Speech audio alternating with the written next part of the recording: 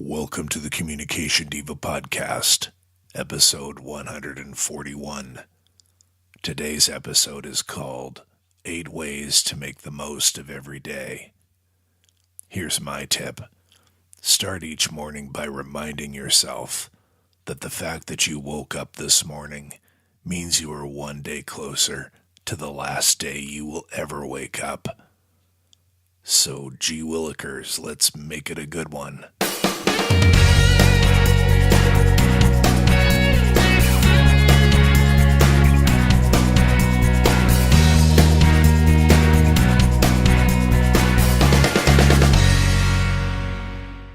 Hey, this is Jen Swanson, and thank you for listening to the Communication Diva Podcast, where I help you to get the job, to love your work, and to advance your career.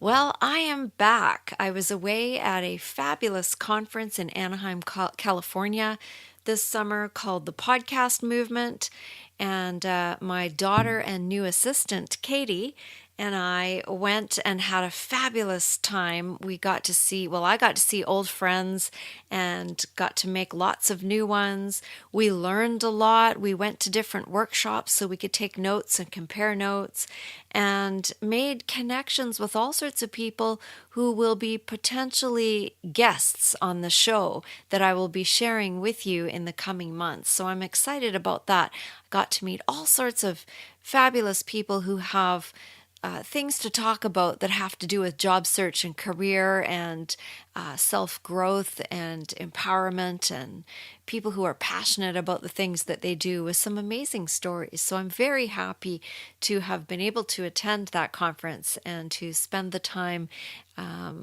learning and all the rest of it. You know, when you've learned so much and your brain is so full and feels like you can't jam one more thing into it.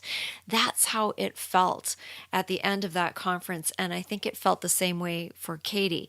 And so we ended up spending a day at the end of our trip going to Universal Studios and just playing all day. And that was wonderful to do, to just run around and have a good time and go on rides and do things that were completely unrelated to work. We were rejuvenating and enjoying ourselves and having some fun. So that was a good thing.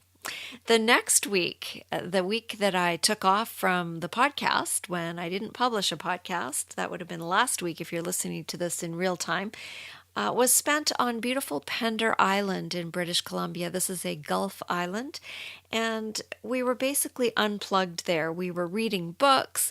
We went and rented DVDs, which apparently you can still do on a Gulf island. We rented DVDs from the general store and played them on this ancient little old tiny television set that's in the cabin, and we played Mancala board games, which is a fabulous board game that we played with our younger two. And every year we have a Mancala championship. You should see the trophy. It's made of fabulous things like twigs and toilet paper rolls and things like that. And we had a fun time playing Mancala. And for the third year in a row, I lost spectacularly. So it was kind of fun.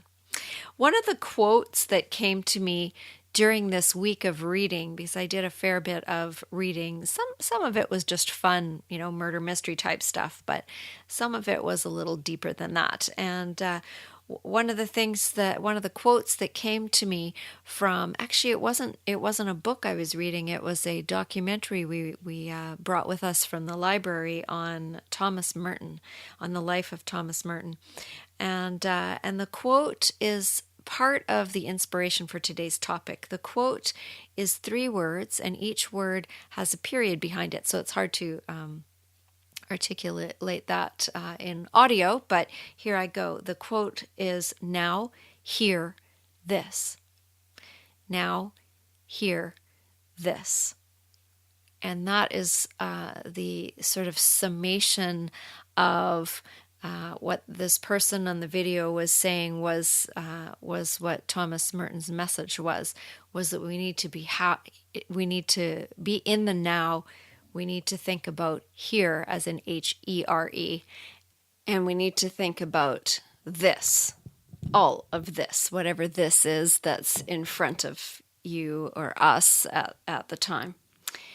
So, isn't that brilliant? I already shared that with the Diva Community Facebook group, and you're welcome to join that group if you like. Just go to Facebook and search the Diva Community and request to join. And I share things on that Facebook group like this quote, like things in life. We chit chat, we talk about careers, share different articles, etc.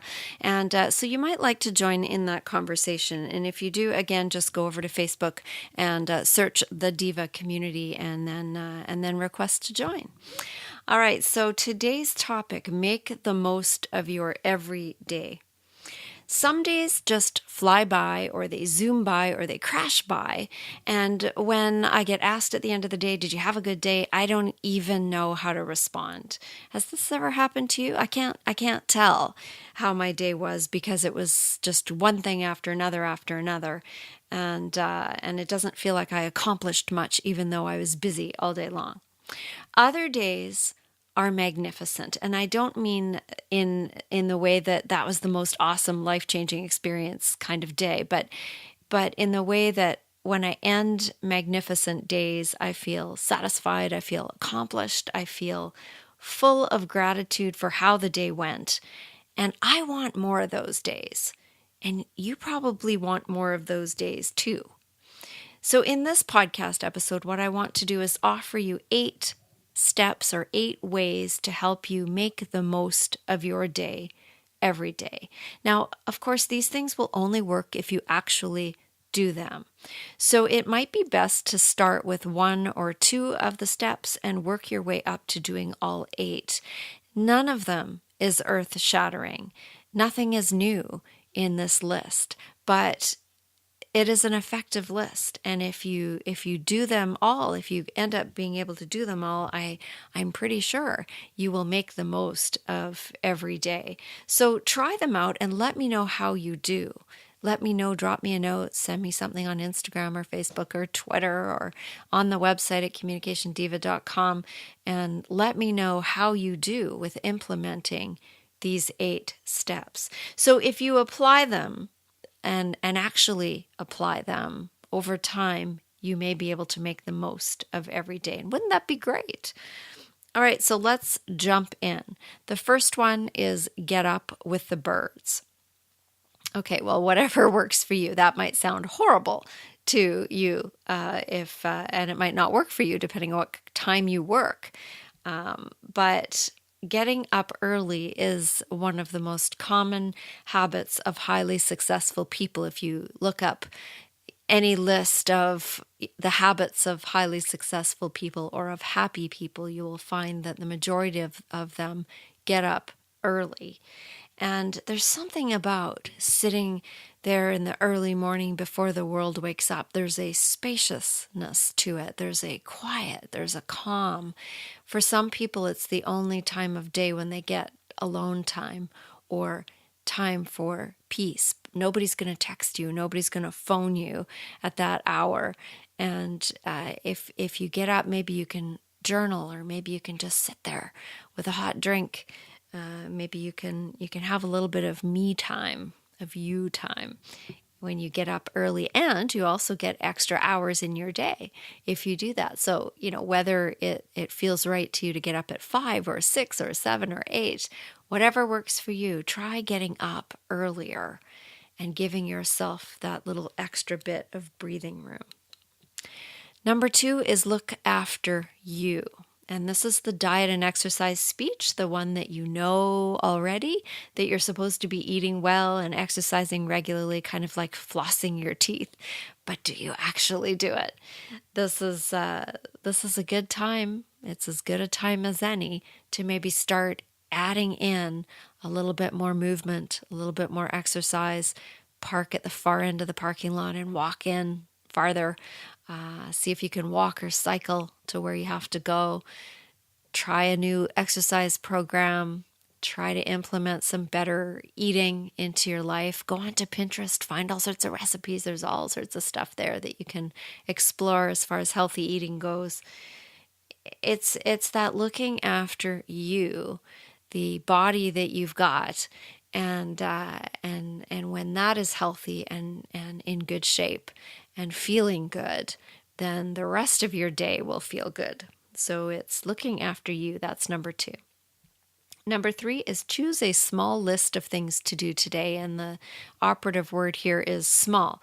Write out some goals just for today that can actually be accomplished today.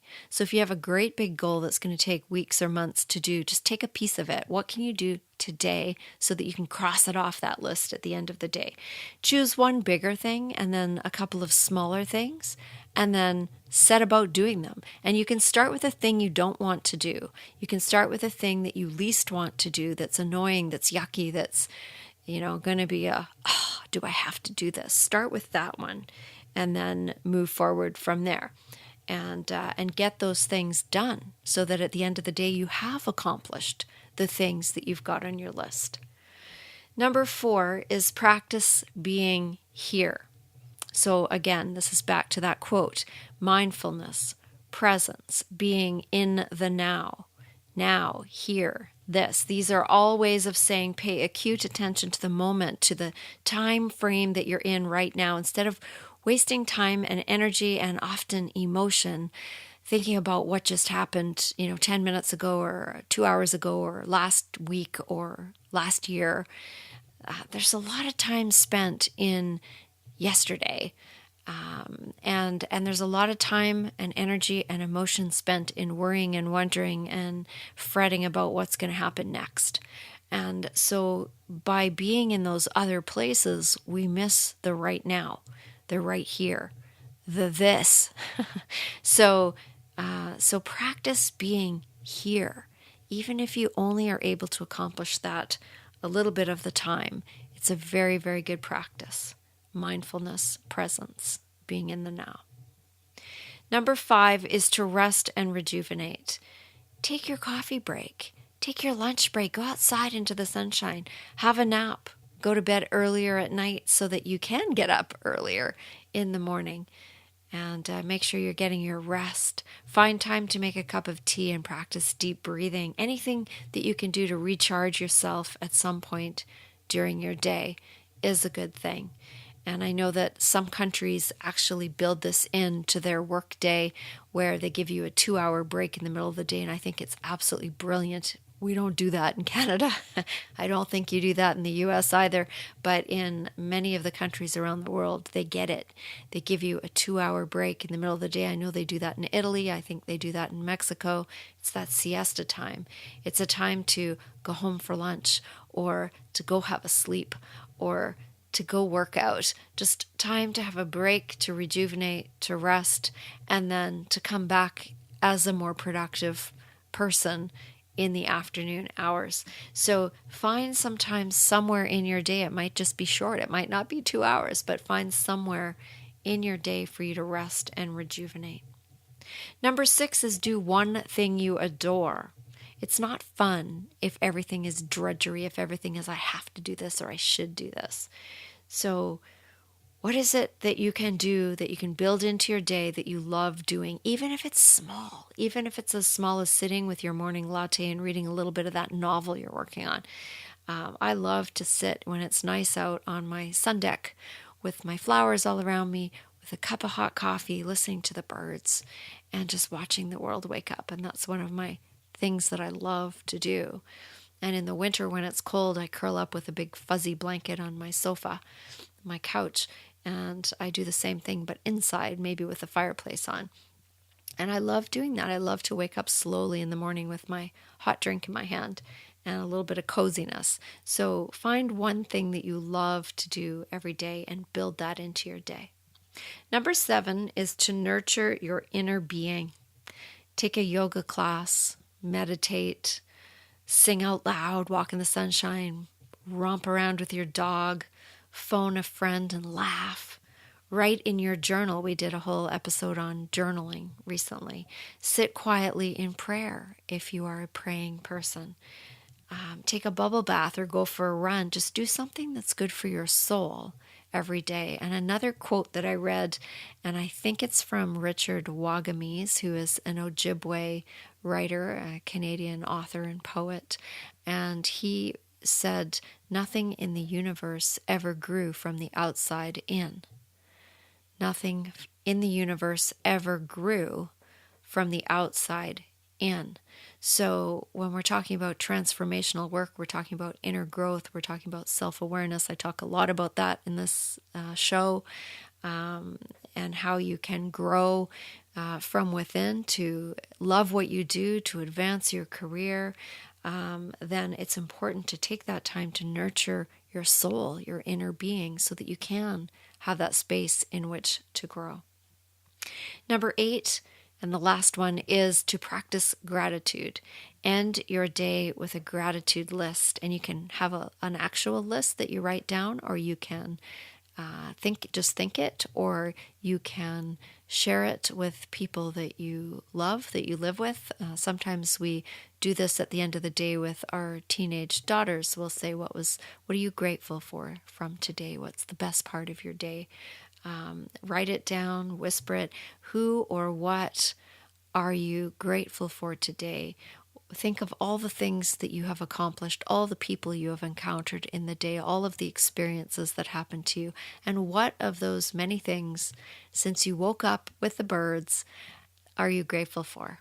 And it's a very good practice to get into, and a very nice way to end your day. So thank you. I want to practice gratitude now by saying thank you for listening and for spending this time right now with me. I really appreciate you and all that you are doing in the world, and I thank you for being here with me. Again, if you'd like to connect more directly, come on over to the Diva Community Facebook page, to the Facebook group, and join. We'll connect. We'll share ideas there. And until next time, this is Jen Swanson leaving you with the question: how will you make the most of your day today?